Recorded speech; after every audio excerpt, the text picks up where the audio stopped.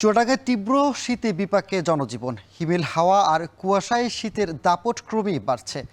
খড়কুটো জ্বালিয়ে শীত নিবারণের চেষ্টা অনেকের।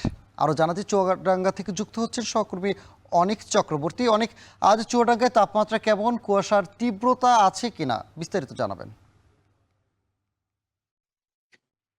সানি, সকাল থেকেই কিন্তু আসলে কুয়াশা চুয়াডাঙ্গাতে আসলে চারিদিক ছেয়ে গেছে। আজ সকাল ৬টায় চুয়াডাঙ্গা আবহাওয়া অফিস চুয়াডাঙ্গার তাপমাত্রা রেকর্ড করেছে ১৩.৬ ডিগ্রি সেলসিয়াস। অর্থাৎ গত কয়েকদিনের যে তাপমাত্রা, সেই তাপমাত্রা কিন্তু ক্রমশই নিচের দিকে নামছে। এছাড়া আবহাওয়া অফিস কিন্তু বাতাসের যে আর্দ্রতা, সেটা কিন্তু ৯৭% আসলে নির্ধারণ করেছে। অর্থাৎ বাতাসের কারণে, উত্তরের হিমেল হাওয়ার কারণে কিন্তু শীতের যেই দাপট, সেটি বেশি অনুভব হচ্ছে।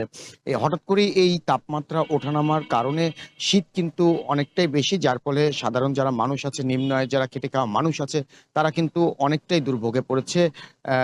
বিশেষ করে যারা শ্রমিক আছে, দিনমজুর আছে, তারা কিন্তু আসলে কাজ না পেয়ে কাজের সন্ধানে আসলে দাঁড়িয়ে আছে বলতে গেলে চলে। আমি দেখেছি যে সকাল থেকেই এই ঠান্ডার কারণে, শীতের কারণে খড়কুটোর সাথে আগুন জ্বালিয়ে শীত নিবারণের চেষ্টা করছে ছিন্নমূল মানুষ। সড়কে কিন্তু যানবাহন খুব একটা আসলে সকালে চোখে পড়েনি। যেসব যানবাহন আসলে খুব সকালে সড়কে চলাচল করেছে, সেই যানবাহনগুলো কিন্তু কুয়াশার কারণে হেডলাইট জ্বালিয়ে আসলে চলাচল করতে দেখেছি। সানি, একটা বিষয় জানিয়ে রাখি যে বিশেষ করে রেল লাইন, হাসপাতাল এবং সড়কের পাশে যারা অবস্থান করছে, তারা কিন্তু শীতের পোশাক পরে এবং আগুনের পাশে শীত নিবারণের চেষ্টা করছে।